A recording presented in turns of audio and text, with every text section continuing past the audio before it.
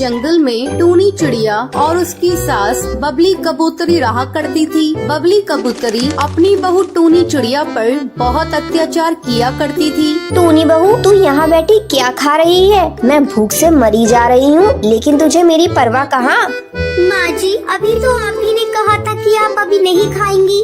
डायन, तूने झूठ बोलना भी शुरू कर दिया। मैंने कब तुझे कहा था कि मैं नहीं खाऊंगी? तू मुझे भूखा मारना चाहती है? नहीं माँ जी, ऐसी कोई बात नहीं है। मैं अभी आपके लिए खाना लगा देती हूँ।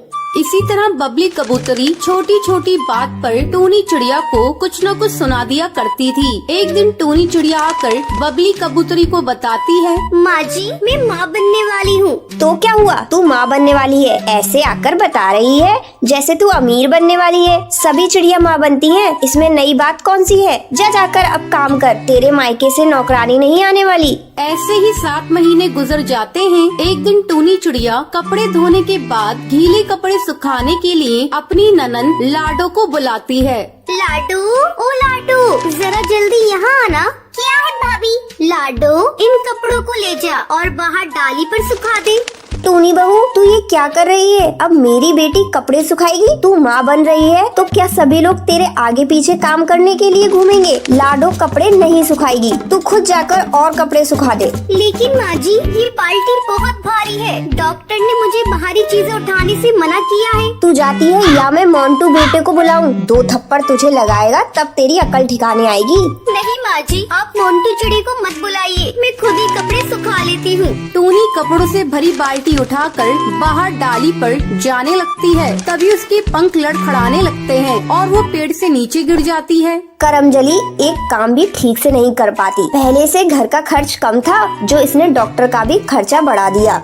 बबली कबूतरी टूनी चिड़िया को लेकर हॉस्पिटल जाती है। डॉक्टर, मेरी बहू को जल्दी होश में ला दो। माँ जी, आपकी बहू की हालत बहुत सीरियस है। आखिर ये बेहोश कैसे हो गई? क्या बताऊं डॉक्टर, खड़ी थी तभी उसको चक्कर आ गए और गिर गई। डॉक्टर, इसे जल्दी होश में ला दो, घर का सारा काम पड़ा हुआ है। अरे, आप कैसी सास है? आपकी बहू जिंदगी और मौत से जूझ रही है और आपको अपने घर के काम की पड़ी है। अब आपकी बहू को इस हॉस्पिटल में 2 दिन तक रखा जाएगा। डॉक्टर, ऐसा नहीं हो सकता। तुम मेरी बहू को बस होश में ला दो, मैं उसे जल्दी घर लेकर जाऊंगी।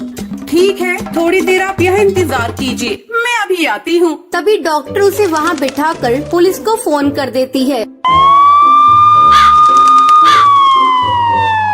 इंस्पेक्टर कौर, आप इस जालिम कबूतरी को गिरफ्तार कर लो। इसने अपनी बहू पर बहुत सारे जुल्म किए हैं। अभी अभी इसकी बहू ने होश में आने के बाद मुझे सारी बात बताई है। पुलिस बबली कबूतरी को गिरफ्तार करके ले जाती है और इस तरह टूनी चिड़िया को अपनी अत्याचारी कबूतरी सास से छुटकारा मिल जाता है। कुछ दिन जेल काटने के बाद कबूतरी घर आती है और अपने पुराने रूप में आ जाती है और टूनी चिड़िया से कहती है, अरे तू घोंसले में कैसे बैठी है? चल निकल घोंसले से और चल घर के काम कर।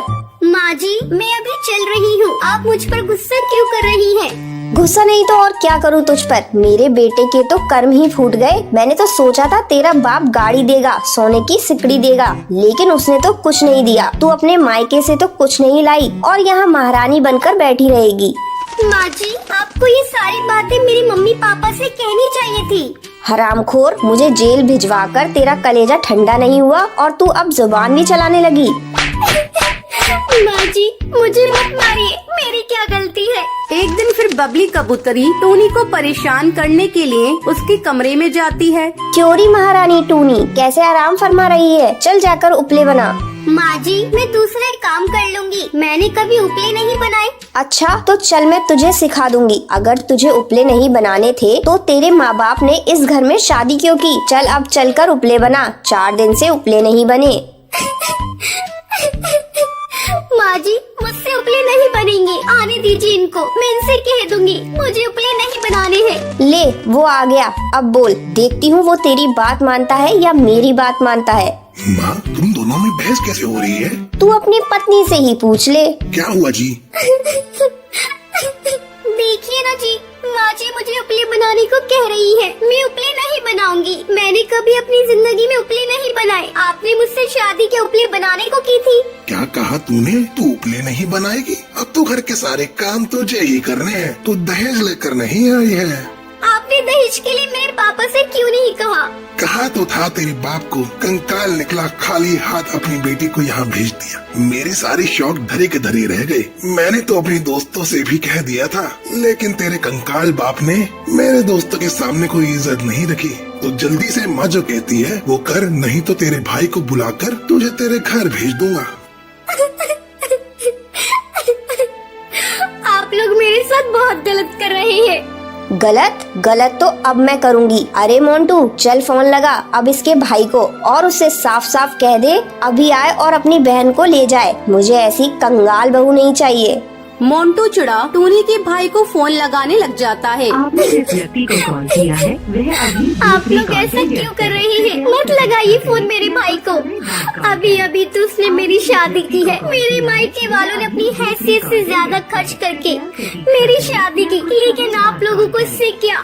लड़की वाले बिक जाए, लेकिन आप लोगों को कोई फर्क नहीं पड़ता। आप लोगों को तो बस दहेज से मतलब है। मैं कहता हूँ तू अब चुप हो जा। क्या साले साहब, मैं कब से तुझे फोन लगा रहा हूँ, तू फोन क्यों नहीं उठा रहा? तू जल्द से जल्द यहाँ और अपनी बहन को लेता जा।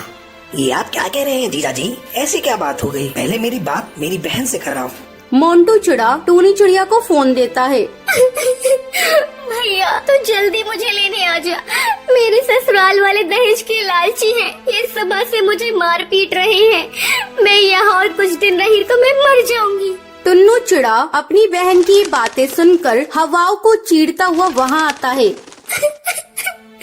भैया तो मुझे यहाँ से ले चल। ये लोग मुझे बहुत मार रहे हैं। क्यों जी, आप लोग मेरी बहन को क्यों मार रहे हैं? क्यों जीजा जी? इसी दिन के लिए मैंने अपनी बहन का हाथ आपके हाथ में दिया था। अब तो मैं बहन को 1 मिनट भी यहाँ नहीं छोड़ूंगा। हाँ ले जा तू अपनी बहन को। मैं अपने बेटे की दूसरी शादी कर दूंगी। मैं तो अपनी बहन को लेता ही जाऊंगा, लेकिन तुम लोगों को मैं नहीं छोड़ूंगा। देखता हूँ आपके बेटे की दूसरी शादी कैसे होती है। मैं आप लोगों का जीना हराम कर दूंगा। अरे तू तो मेरे ही घर में खड़ा होकर मुझे ही धमकी दे रहा है। अपनी बहन को लेकर चुपचाप यहाँ से चला जा, वरना मैं तेरा वो हाल करूँगी कि तेरे घर वाले भी तुझे नहीं पहचानेंगे। भैया इन लोगों से बहस मत करो। जल्दी चलो यहाँ से। ये लोग कुछ भी कर सकते हैं। टूनी